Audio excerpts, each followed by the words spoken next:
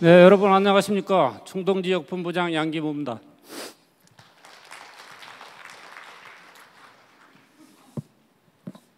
사실 오늘 새로운 변화, 새로운 기회를 가지고 나왔는데요.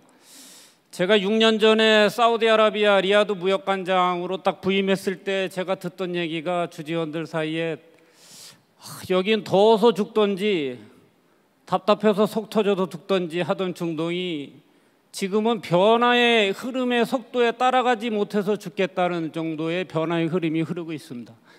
그래서 이 변화의 물결이라는 게 거의 뭐 워밍업 수준이 아니라 펄펄 끓고 있는 보일링업 수준이에요.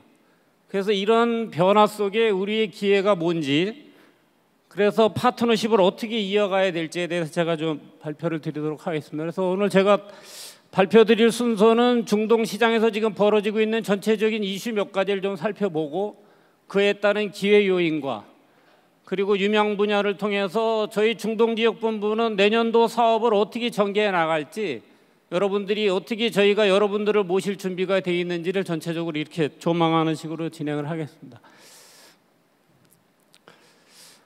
자, 제가 또 사진 한 장을 표지 모델로 이분을 모셨는데요.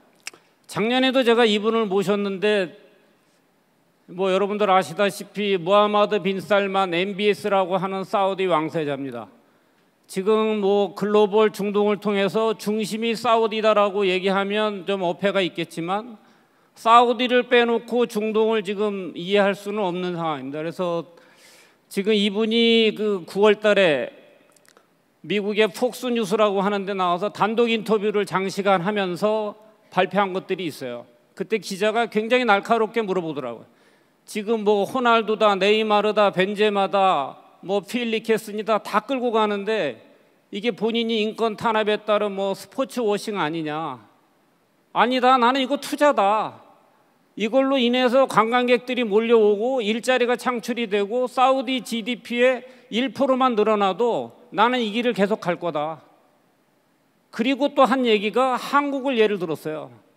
한국이 1970년대 후반에 자기들보다도 GDP가 낮았다. 나는 사우디의 옛자리로 돌아가고자 하는 거지 이게 뭐 꿈을 이루고자 하는 그런 게 아니다. 굉장히 현실적인 얘기를 해가면서 본인이 지금 2030에 대한 비전들을 쏟아내고 있습니다. 저희 나라한테는 굉장히 안타까운 뉴스였지만 리야드 엑스포 2030은 사우디 MBS 입장에서는 굉장히 마지막 퍼즐을 맞추는 단계였어요. 왜냐하면 이제 2030이 되면 본인이 왕으로부터 왕위를 물려받아야 될 대관식을 앞두고 있고 거기에 지금 아시안게임 뭐 또 하계 아시안게임 사우디 월드컵 유치 이게 지금 다 확정된 약속된 플랜이에요. 이미 발표된. 2030을 위해서 사우디가 어떻게 나가는지 21세기의 최고의 성공 스토리는 본인이 쓰겠다고 이 인터뷰에서도 자랑스럽게 얘기를 하고 있습니다. 그래서 중동의 각 국가들이 각각 지금 다 왕정들이 많기 때문에 결국 비전을 제시하고 나가는 지금 이런 단계입니다. 자, 그 다음에 이제 갈등의 중동인데요. 사실 이 중동의 대탕트가 이스라엘 팔레스타인을 계기로 지금 무너진 상황입니다. 근데 제가 뭐 여러분들이 실시간 뉴스가 나오기 때문에 제가 뭐 이 부분에 대해서 드릴 말씀은 좀 자제를 하고요. 지금 이 전쟁으로 인해서 이 코트라 입장에서 어떤 경제적 영향이 펼쳐지고 있는지 그동안 잘 가고 있던 특히 지금 이거로 인해 가지고 지금 이집트, 요르단 지금 서구 국가들은 이 나라들도 출장 금지 지역, 여행 자제 지역으로 지금 묶어놔갖고 전체적으로 지금 얼어붙고 있습니다. 사실은. 특히 물류적인 측면에서 이 아시아와 유럽을 연결하려면 이 홍해의 수에즈 운하를 거치지 않으면 안 되는 상황인데 지금 물류가 어느 정도 굉장히 막혀 있는 상황이에요. 이게 예멘의 후티 반군들이 로켓을 쏘고 하면서 저희 수출품들이 실어 나르는 배가 돌아갈 길이 없어요. 그래서 심지어 포격을 피하기 위해서 GPS를 끄고 운영하고 있습니다. 이게 배라는 게 GPS가 뜨는 순간 다 모든 게 뜨기 때문에 지금 이런 상황에서 배가 돌아가고 물리적인 측면에서 어려움이 있고 물론 지중해 쪽에서 내려오는 항구 쪽은 아직도 좀 열려있는 상황입니다. 그러나 뭐 러시아 우크라이나도 마찬가지지만 이제 곧 전쟁은 마무리가 될 테고 그러다 보면 아마 거대 유대인 자금들이 다시 들어오면서 복구 사업이 진행될 거고 그래서 여러분들도 지금 이 지역에 대한 관심은 계속 이어가는 게 굉장히 중요하다고 생각하고 있습니다. 자, 그럼 비전과 갈등을 통해서 지금 이제 변화의 중동인데, 오늘 주제가 결국 변화인데, 우리 입장에서 한번 좀 풀어봤어요. 지금 이제 지지난달에 한국과 UAE가 세파라고 하는 경제협정을 맺었어요. 이 세파라고 하는 거는 기존에 맺었던 FTA 플러스 알파예요. 상호 인증이라든가 컨텐츠 개방이라든가 의료 서비스라든가 이런 부분까지도 전부 됐기 때문에 저희들이 이거는 분명히 기회를 삼고 이어가야 될 부분이거든요. 지금 한국과 튀르키예가 FTA 10주년을 맺고 이미 양국 간 상품 교역이 74%나 지금 증가한 상황이거든요.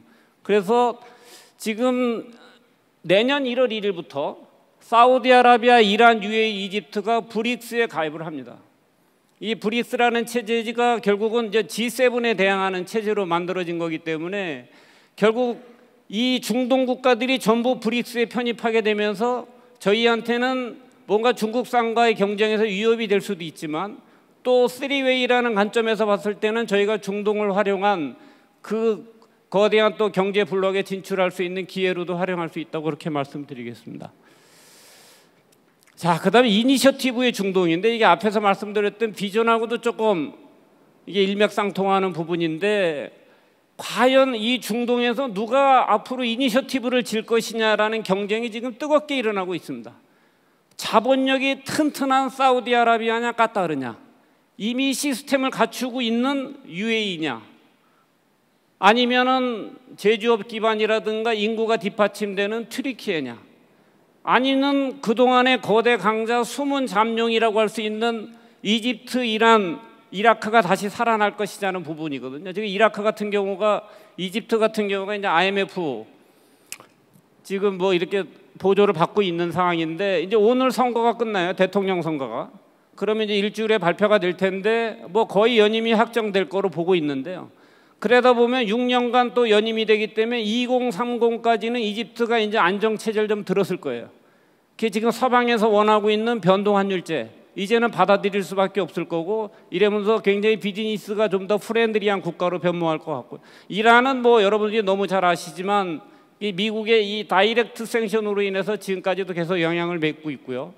이라크 같은 경우는 사실 뭐 어떻게 보면 인다이렉트 생션이라고 볼 수 있죠. 미국의 제재는 받고 있으나 뭐 직접적인 제재는 아니기 때문에 아마 이런 부분들이 미국 대선이나 여러 가지 맞물리면서 당연히 이게 뭐 엄청나게 큰 나라들이고 하기 때문에 결국은 또 저희들한테는 누가 이니셔티브를 쥐게 될지에 대해서 한번 보게 될 것입니다. 자, 제가 이니셔티브를 말씀드리면서 결국은 이 이니셔티브를 쥐기 위해서는 자기들이 뭔가 당근과 채찍을 내놔야 되는데 지금 강력한 채찍을 들고 나온 게 사우디아라비아입니다.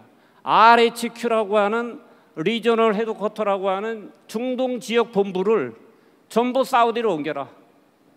그동안에는 뭐 UAE라든가 뭐 카타르라든가 다들 중동 지역 본부가 어느 기업들마다 글로벌 기업들이 가지고 있었는데 앞으로는 사우디로 전부 옮겨라. 옮기지 않으면 일단은 채찍부터 때리는 거죠. 앞으로 정부 조달에 참여하지 말아라. 근데 옮기게 되면은 지금 뭐 이런 인센티브들 뭐 법인세가 20% 가까이 되는데 면제해 주겠다, 현지인 채용 면제해 주겠다, 뭐 이런 당근책까지 지금 쏟아내고 있습니다. 그러면서 이 오른쪽에 보면 이제 자국 내에서 생산할 수 있는 저희로 얘기하면 프리존 경제자유구역을 공격적으로 발표하고 있습니다. 그래서 이번에 글로벌 차 메이커로서 최초로 현대자동차가 이 사우디아라비아에 자동차를 짓겠다고 선언하고 나온 것과 이제 일맥상통하다 보시면 됩니다. 근데 사우디아라비아 논리는 간단해요. 돈 버는 곳에서 돈 써라. 왜 돈은 우리한테 벌어가고 돈은 딴 데 가서 쓰느냐. 여기서 돈을 써야 우리도 일자리도 창출이 되고, 그래서 과연 사우디아라비아가 내년 1월 1일부터 강제 시행하겠다고 하는 게 지금 최후 통첩이 될지 아니면은 뭔가 산업별로 좀 더 최종 가이드라인이 나올지를 저희도 지금 지켜보고 있는 그런 상황입니다. 자, 그럼 제가 이제 지금까지는 주요 이슈에 대해서 좀 살펴드렸고요. 과연 저희한테 이 주요 이슈를 통해서 어떤 기회 요인이 있을지에 대해서 좀 말씀을 드리겠습니다. 자, 제가 이 사진 한 장을 딱 올려놨는데요. 뭐 여기서 느껴지시는 게 여러분 뭐가 있으실지, 지금 참고로 말씀드리면 이 페이지에 있는 자료랑은 순서가 조금 바뀐 게 있어서 죄송스럽지만 화면을 봐주시는 게 좋을 것 같습니다. 이 아드녹이라고 하는 기름통 하나가 딱 있습니다. 이 아드녹이라고 하는 게 아람코에 비견되는 세계 4대 오일 메이커인데요. 이게 버려진 기름통, 배럴이고 이 남아있는 기름통 하나가 중동 산유국 입장에서 다 팔고 남은 마지막 기름통 하나를 지금 딱 띄워놓은 겁니다. 그래서 과연 이게 이 사람들한테 어떤 재앙으로 될지, 과연 석기 시대가 돌이 없어 망한 게 아닌데 과연 이 기름 있는 세대에서 이게 망하게 될지, 이거에 대한 답을 지금 COP28이 열리고 있는 UAE의 환경부 장관이 대답을 했습니다. 자기가 여기 영어로 보시면 이건 절대 우리한테 위기가 아니다, 이건 우리는 축복으로 맞이할 것이라는 굉장히 뭐 근거 있는 건지 없는 건지 자신감을 피력하고 나왔습니다. 이 남은 마지막 석유 한 배럴은 우리한테 축복이 될 것이다. 과연 그럼 그들의 솔루션은 뭔가요? 결국 해답은 국가 비전, 탈석유화, 산업 다각화, 디지털 인프라, 이거를 우리는 이미 다 준비가 되고 모든 거를 여기에 다 쏟아붓겠다는 얘기거든요. 지금까지 벌었던 돈이든 앞으로 오일을 팔아 벌겠다는 돈이든 이 돈을 여기다 다 쏟아붓겠다는 겁니다. 그 중동이라는 곳이 지금 여러분들 자꾸 건설, 건축 아직도 자꾸 이거에 자꾸 잡혀 계시면 안 돼요. 지금 전 세계가 왜 중동을 뭐 누구 말대로 뭐 ATM기 아니냐 할 정도로 리퀴디티, 자금에 대한 유동성이 굉장히 풍부합니다. 대한민국 스타트업들이 왜 달려가겠습니까? 결국은 중동을 바라봐야 될 곳은 결국 자금이거든요. 자금. 이 자금을 지금 여기에 쏟아붓겠다고 이렇게 지금 나오고 있는 상황입니다. 자, 그래서 제가 지금 이 이니셔티브 주도권을 말씀드리는 이유가, 사실은 여기에 숨어 있는 거는 제가 뭐 이 나라들 뭐 경제 계획을 발표드리려고 나온 건 아니고요. 여기에 숨어 있는 천문학적인 정책 자금들이 전부 숨어 있습니다. 그래서 여러분들이 기회를 삼으시라는 뜻이 여기서 나온 거거든요. 이게 발표될 때마다 결국은 세계 이 금융권들이 움직이기 시작합니다. 이게 2040을 발표하는데, 그래서 제가 여기 써놓은 게 제목 옆에 보시면 원 웨이버링 아젠다라고 써놨습니다. 이 원 웨이버링이라고 하는 거는 흔들리지 않는, 저희 나라 같은 경우가 2030은 모르는데 40, 50 발표하기 쉽지 않죠. 이 나라들은 앞으로 정권을 잡으면 기본 30년, 50년이 가기 때문에 이 글로벌 사회에서 이 믿음이라는 건 대단하거든요. 흔들리지 않게 자기들은 2040, 50을 끌고 나가겠다. 혹시 아버지가 돌아가셔도 아들이 맡게 되니까 이거는 끌고 가겠다는 거거든요. 그래서 이 흔들리지 않는 아젠다에 여러분들이 좀 더 관심을 가져주셔야 되고요. 그래서 혹시 중동에 대한 걸 잘 모르시는 분들도 있어서 한번 여기서 중간에 한번 짚고 넘어가면은, 지금 총 20개국이고 저희 무역관이 15개가 들어 있습니다. 그리고 인구는 이게 5억 명이 넘어서 여러분들이 소위 얘기하는 EU라고 하는 EU보다도 인구가 1억 명이 더 많아요. 그리고 30세 미만의 인구가 55%에 달합니다. 그때 미국도 30% 언저리, 유럽도 30% 정도 되는데, 이 55%라고 하는 게 뭐 소비 시장이 넓고 디지털이 어떻고 얘기할 수 있지만은 실제 왕정을 다스리는 이 지도자들 입장에서는 이건 상당한 숙제예요. 도대체 55%를 뭐로 끌고 갈 거냐 앞으로.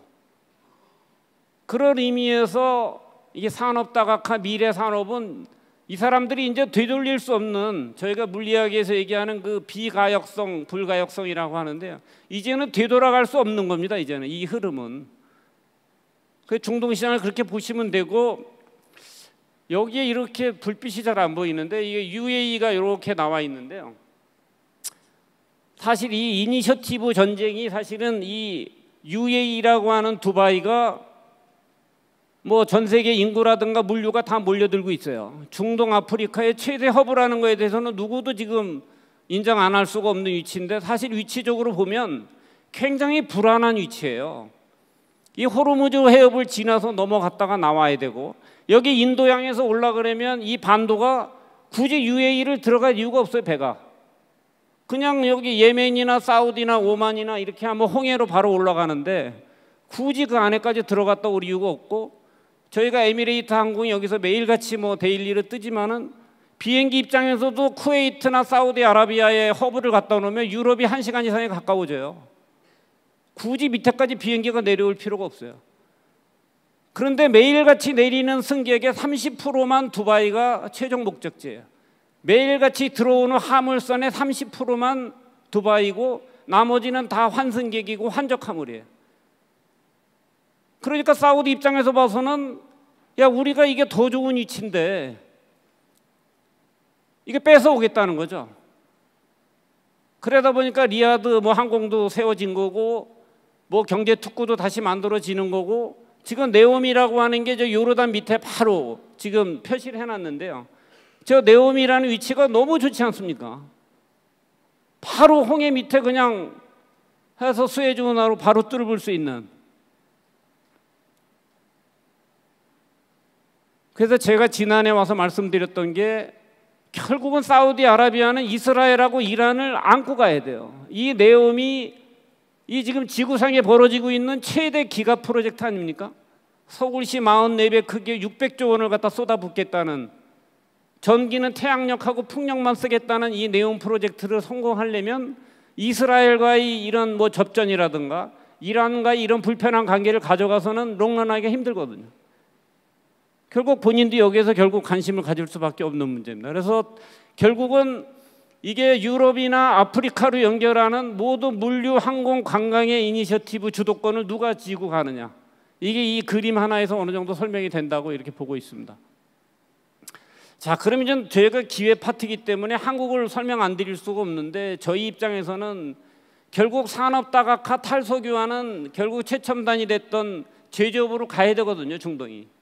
그러기 위한 파트너로는 결국 한국밖에 없다는, 한국한테에 대한 러브콜이 계속 이어지고 있어요. 그러니까 러브콜이라고 하는 건 결국 기회 아니겠습니까, 저희한테는. 그래서 지금 뭐 유럽 같은 데하고도 해보니까 기술 이전이나 여러 가지 좀 딱딱하거든요. 결국 중동하고 저희가 통할 수 있는 정서가 그 유들이라고 하는 그 사고의 유연성이거든요. 그런 부분에서 한국에 대한 러브콜이 지금 계속 이어지고 있고, 한국은 그래프에서 보시면 제조업 수준이 25%가 넘어요. 근데 중동 국가들은 다 10% 이하예요.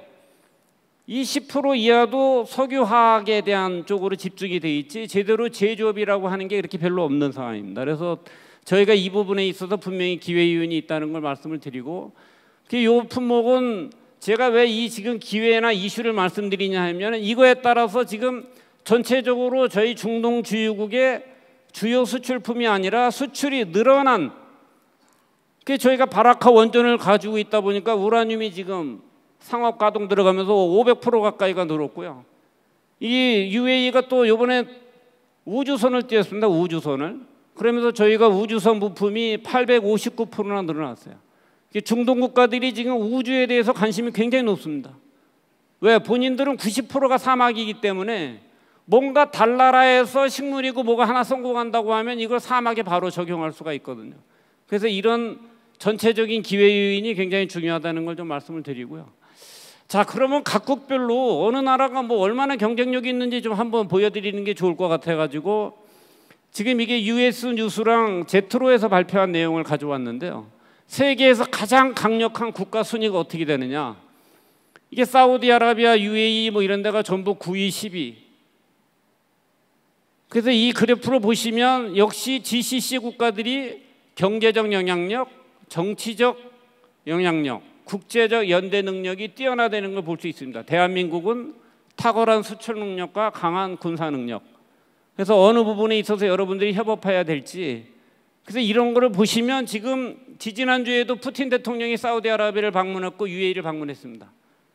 뭐 그전에 바이든도 왔다 갔고 시진핑 대통령도 왔다 갔고, 지금 미국, 중국, 러시아를 대상으로 뭐 저희가 소위 이제 고스톱 칠 때 그런 얘기 하잖아요. 쇼당을 친다고.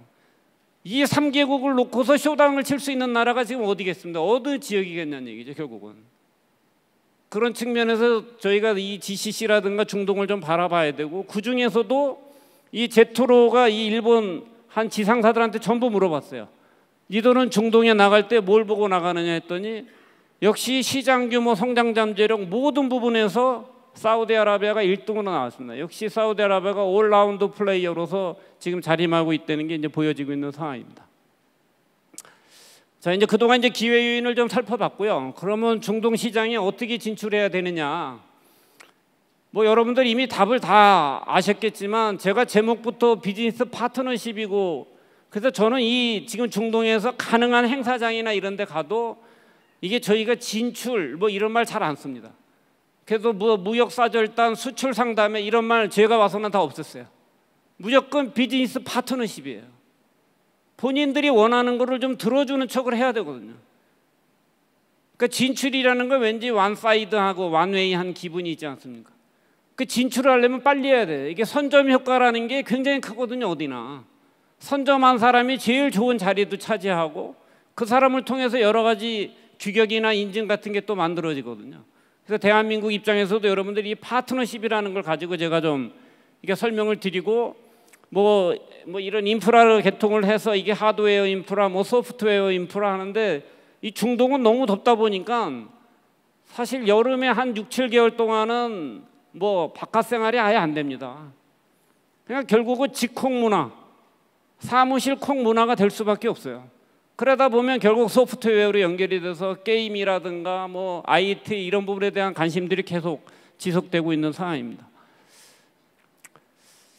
그래서 지금 미래 인프라 쪽에 좀 가능하면 제가 이 글을 다 읽지 않고요, 이 사진에 있는 사례들로 여러분들이 아, 이 기업이 이런 식으로 진출했으니까 나도 뭔가 그거에 따른 뭐 이렇게 도움을 받고자 하는 게 훨씬 좀 날 것 같아가지고요. 지금 네옴이라고 제가 앞에서도 말씀드렸는데, 지금 지구상에 펼쳐지고 있는 최고의 미래 도시, 미래 인프라는 네옴이거든요. 거의 스타워즈에서 꿈꾸던 그런 미래 도시가 형성이 되는 건데요.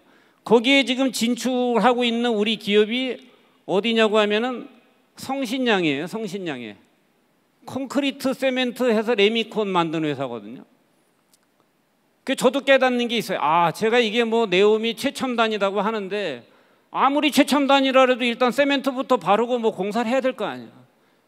여기에 우리 중견기업 성신양해가 들어가서 지금 레미콘을 돌리고 여기 지금 터널 공사하는데 세멘트를 공급하고 있습니다. 원부자재는 사우디에 넘쳐 있죠. 거기에다 우리의 자랑인 IT를 접목해서 GPS 시스템 뭐 이래가지고 지금 레미콘이 어디로 지금 적시에 공급이 가능한지, 혼합재 비율을 통해 갖고 이 중동의 세멘트 균열이라고 하는 부분을 어떻게 극복해야 될지, 그 현장에서는 이 성신양해 같은 우리 중소기업들이 결국은 이 사우디 같은 데서 뭐를 내놓으면 굉장히 고민되거든요. 대기업 같은 경우는 우리처럼 이렇게 몸집 가벼운 중소기업들이 훨씬 또 이게 의사결정도 빠르고 협력할 수 있는 사례를 만들어내는 게 좋거든요. 그리고 지금 또 하나는 이게 네옴에서 펼쳐지고 있는 네이버입니다. 네이버 같은 회사가 중동에 가서 빛을 발휘하리라고는 사실 쉽지 않았던 결정인데, 결국은 네이버가 올해만 지금 사우디아라비아를 방문한 게 한 8번, 그쪽에서 온 게 한 8번 돼요. 결국 중동 문화라는 게 자꾸 만나야 되거든요. 결국 올해 안에만 거의 20번 가까이 만나면서 이뤄냈거든요. 그러니까 네옴 안에서 이루어질 수 있는 AI라든가 로봇이라든가 포털이라 디지털 트윈이라든가, 그 지금 뭐 분당이나 판교에 어떻게 보면 중도 5일만이들이 지금 들어오고 있는 겁니다. 그 뭐 네옴이라 해서 여러분들 너무 복잡하게 생각하지 마시고, 이런 부분에서 나오고 있는 뭐 건축을 하다 보면 우리 중장비, 건설기계, 거기에 나오고 있는 폐기물, 이거 다 처리해야 되거든요. 누군가는. 이런 부분에서도 굉장히 좀 기회가 열려 있다는 거고요. 뭐 이 부분도 마찬가지입니다. 결국 지금 현지 생산을 저렇게 강화하고 있는 지역이 중동이 가장 지금 강력하게 지금 제동을 걸고 있습니다.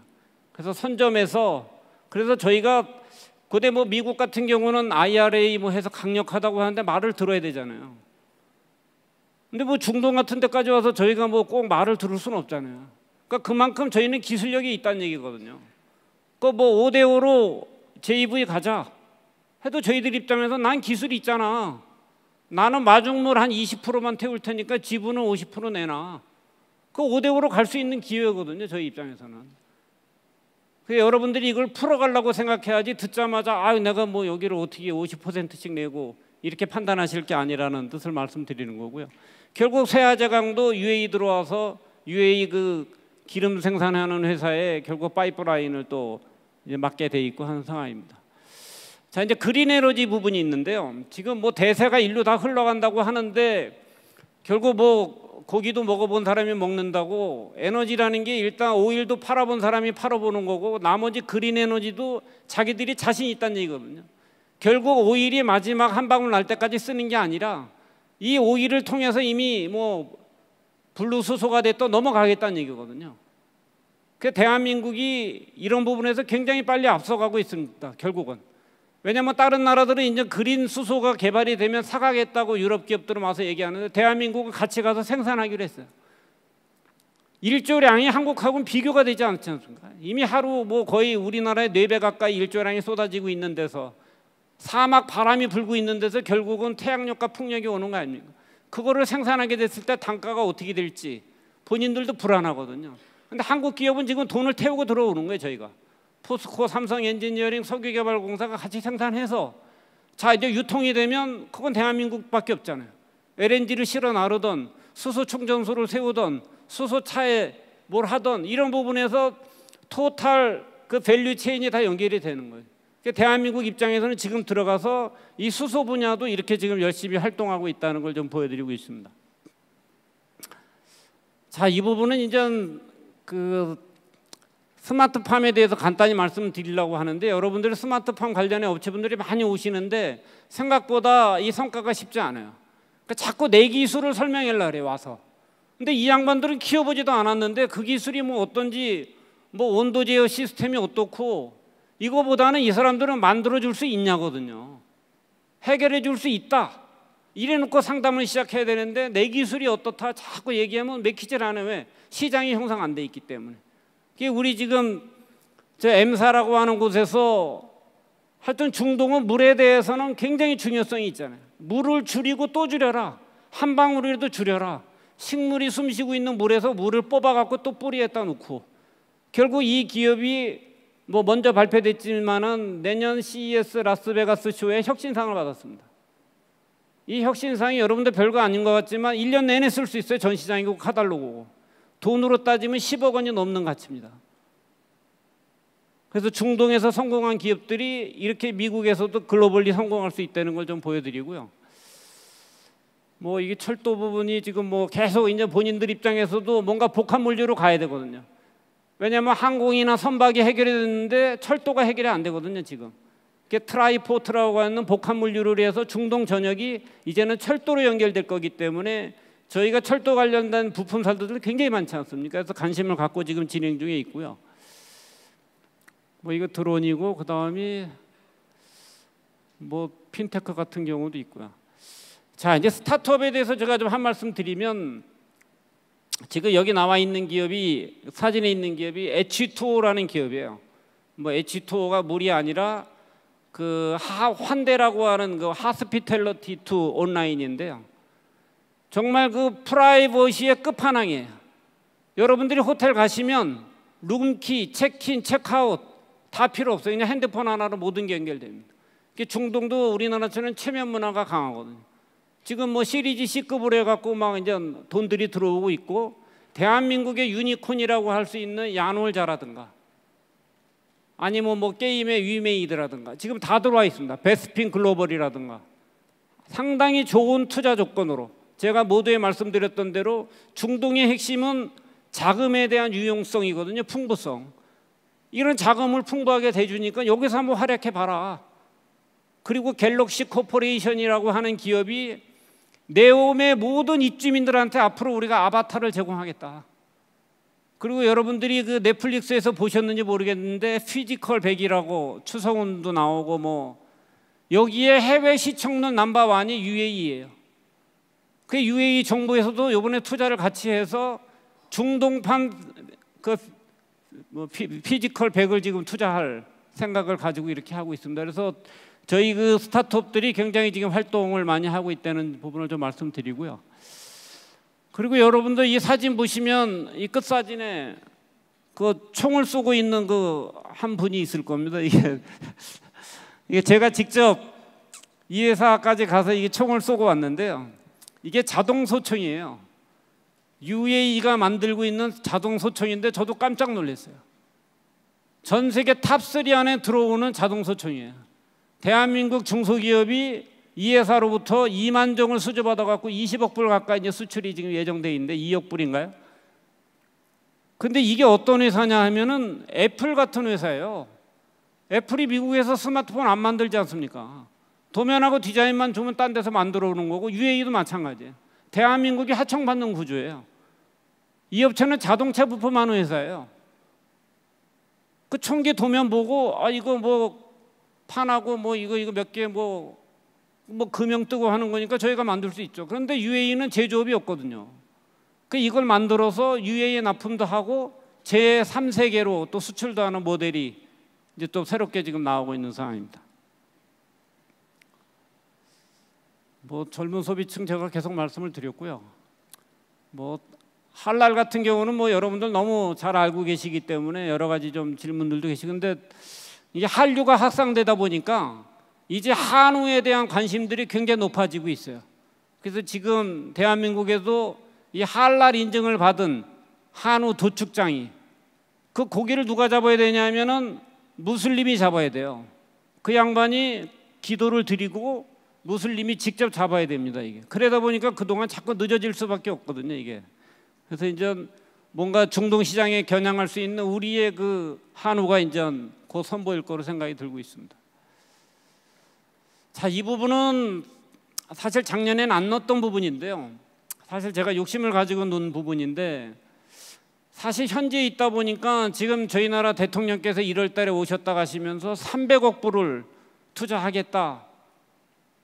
그러다 보니까는 사람들 사이에서 자꾸 그거랑 연관된 것처럼 뭐 왕자랑 관련이 있다 뭐 이러면서 5천만 불을 투자할 테니까 뭐 5만 불을 입금해 달라 뭐 이런 게 현장에서 자꾸 일어나고 있어요. 그래서 여러분들이 혹시라도 그런 부분에 있어서는 절대 이런 국부 펀드라든가 이런 데서는 그런 일이 없다니까 여러분들은 그런 부분에서 좀 저걸 해주시고 그리고 현지에 오실 때 중동의 문화라는 게 굉장히 좀 지켜야 될 기본 문화들이 있거든요. 예전에 뭐 황금 돼지띠를 맞이했다 그래갖고 다이어리에 막 돼지 그림을 그려서 보낸다든가 이번에 스타트업 항사할 때도 이게 헬스케어 업체인데 약간의 여성의 상반신이 좀 나왔다 그래갖고 프레젠테이션이 중단됐습니다. 그래서 여러분들이 중동을 공략하실 때 기본적으로 그런 부분들은 또 저희가 존중해 줘야 될 부분이기 때문에 그런 부분들은 좀 해주시면 고맙겠습니다. 뭐 유망 분야는 제가 지금 거의 다 말씀을 드린 거고 지금 이제 보톡스 같은 공장도 지금 중동에 세워지고 있습니다. 왜냐하면 이 강렬하는 태양빛 때문에 피부가 굉장히 많이 상해요. 그래서 그런 부분에 있어서 이런 보톡스 공장이라든가 우리의 최첨단 기술들이 들어가고 있고요. 그리고 이제 바라카 원전 같은 경우도 굉장히 성공리에 지금 정착이 되고 있습니다. 그래서 지금 어떻게 보면 가장 값비싼 청정 에너지가 원전 아닙니까 결국은. 그래서 지금 원전에 1분 남았으니까요. 그냥 마지막으로 넘어가겠습니다. 제가 이게 저희 주요 사업에 대해서 말씀을 드리고 지금 마지막 사진을 하나 딱 띄웠습니다. 이게 두바이 국왕이 제일 좋아하는 사진이에요. 미래박물관 앞에 이 손가락 세 개를 딱 내세우면서 이 손가락 모양이 하나는 빅토리, 이렇게 크게 보면 러브, 이렇게 세 가지로 보면 윈이라는 뜻이거든요. 그래서 저희가 파트너십이라고 하는 거는 윈윈이라고 저는 이해를 하고 이제 이 사진을 가져온 겁니다. 그래서 여러분들이 내년에 이 중동 지역에 파트너십을 맺을 때 항상 윈윈이라는 그리고 오늘 강의를 이렇게 계속 이렇게 듣고 발표를 듣고 하시는데 그래도 그 많은 지역 중에 중동을 우선순위 탑3에는 좀 넣어달라는 뜻을 이렇게 가져왔습니다. 고맙습니다, 여러분.